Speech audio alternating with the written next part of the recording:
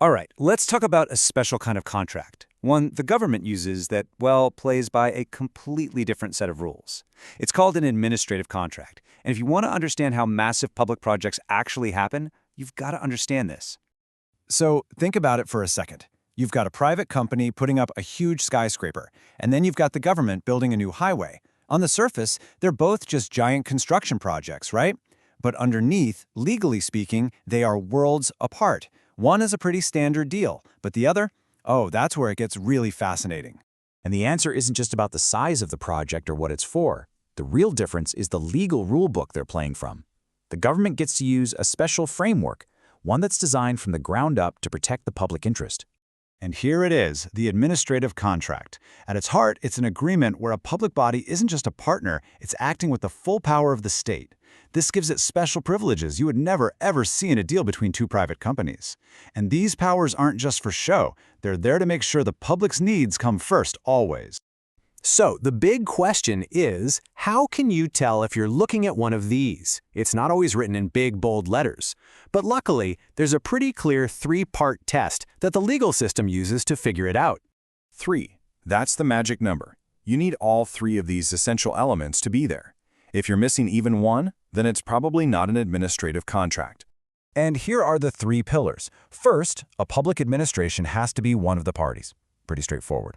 Second, the whole point of the contract has to be connected to some kind of public service or facility. And third, this is the big one, it has to include what are called exceptional clauses.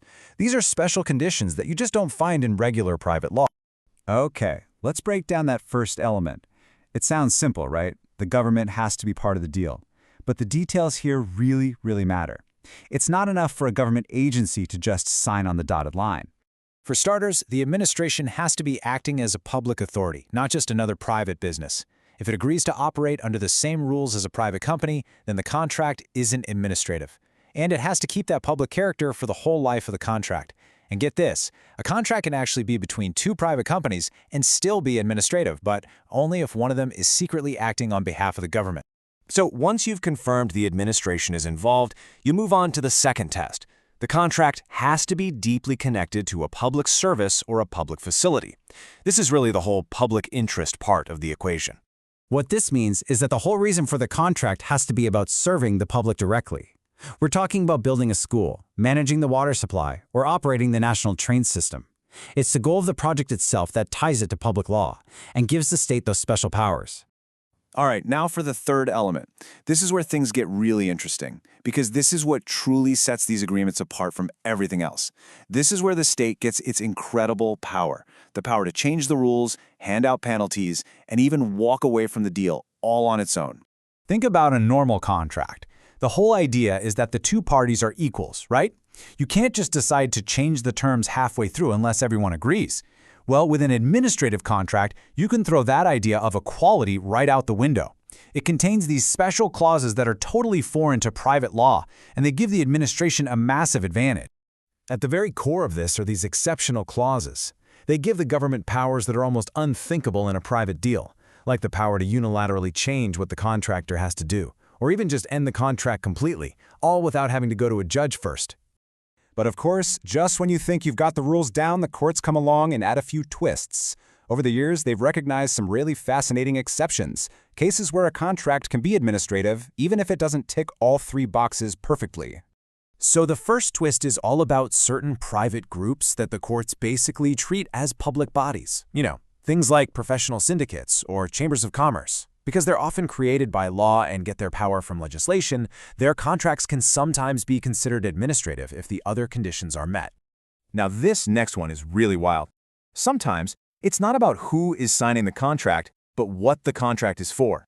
For huge, state-owned projects, think building a massive dam or a national highway, a contract between two private companies can actually be treated as an administrative contract simply because the project itself is so vital to the public. And finally, there's the hidden hand. This happens when the administration gives another party the power to make a contract for it, either officially or unofficially. Courts in both France and Egypt have said that when this happens, the contract is definitely administrative, even if the government's name isn't technically on the paperwork. So, after all that, why does this matter so much? The key is to understand what these special, exceptional clauses actually let the government do. This isn't just some dusty legal theory. It has huge, real-world consequences for any company that does business with the state. Just look at this table. The imbalance of power is staggering. In a private deal, if you want to change something, impose a penalty, or end the contract, you need everyone to agree, or you need a judge to decide. But with an administrative contract, the government can do all three of those things by itself. It's a massive advantage, designed to make sure public services never get held up by a legal fight. And that leaves us with a really important question to think about. These incredible powers exist to help the state get things done for the public good. But at the same time, they create a huge risk for the private companies they partner with. Figuring out how to balance the state's power with the rights of its contractors, that's one of the biggest challenges in all of public law.